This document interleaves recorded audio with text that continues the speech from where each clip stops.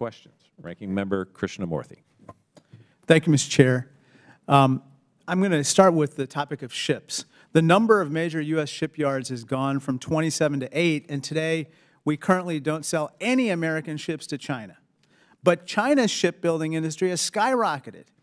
In 2002, as this chart shows, China controlled 8% of the global shipbuilding market.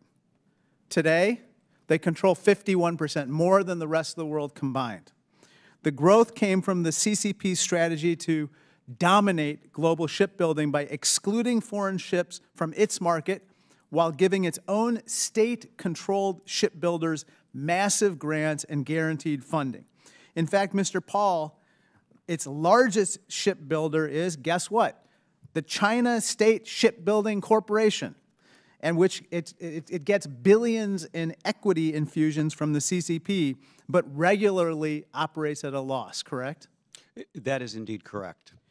State-owned shipbuilders are also building ships for China's military. As you can see here, over 2 decades, China's Navy almost doubled in size, from roughly 180 ships to roughly 360 ships today, while America's Navy is flatlined. The gap between our number of ships and theirs is widening dramatically. This committee has repeatedly talked about the importance of deterrence for preventing conflict. But gaps like this between the Chinese Navy and the American Navy don't exactly deter Xi Jinping from starting a conflict potentially over Taiwan or the South China Sea. So, Mr. Paul, if we don't reinvigorate our shipbuilding industry, this gap is very hard to narrow and potentially invites aggression, correct? It certainly does. We have 4 operating military naval shipyards right now, just in addition to the commercial shipyards. So our capacity has been extraordinarily diminished, and it presents us with a clear and present risk. And the Chinese know that. And so this is inviting aggression. We've got to change this for, if any other reason, national security purposes. Let me turn to the topic of chips. If ships are the backbone of global sea power, chips are the backbone of modern life. Chips are so important to our competition, and the competition is so intense that Mr. Miller wrote this book called Chip War. Now, to win this war, among other things, China wants to A, become the world's dominant producer of foundational or legacy chips, and B, drive American chip makers out of its market for those same legacy chips. Now, I have another chart here. As you can see, the CCP is poised to double its capacity by 2030, between now and 2030, to produce these legacy chips.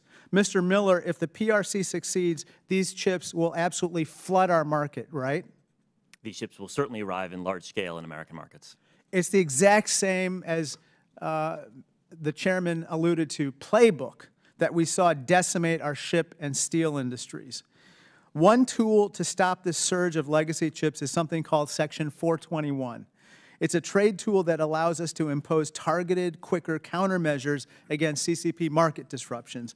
But unfortunately, it expired in 2013. Now, Mr. Paul, I believe it's time to revive and modernize Section 421. What do you think? I couldn't agree more. It's one of our recommendations. It would be a smart move by the Congress.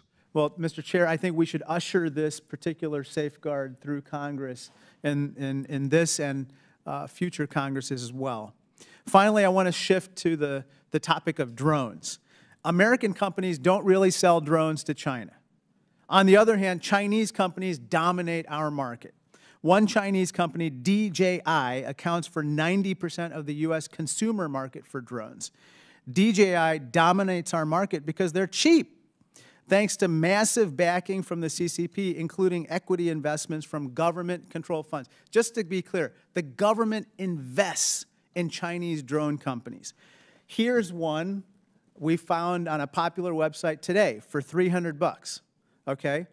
Mr. Bree, I actually brought one of your drones today. This is the Skydio 2 Plus. I'm sure that you recognize this. Unfortunately, this sells for over $1,000 for consumers. Now, Mr. Bree, this $1,000 is quite a bit more than the $300 that you can buy a DJI drone for, right? That's correct, sir, yes. Now, today, I guess it's no surprise that Skydio pulled out of the U.S. consumer market last year, but across all three sectors, Mr. Chair, the CCP plan is very much the same. They deny access to our markets, and then they flood our markets. I'm sorry, they deny their market to our companies, and then they flood our market with their products, cheaply produced, cheaply made, and heavily subsidized by the CCP. We got to take action on this. I yield back.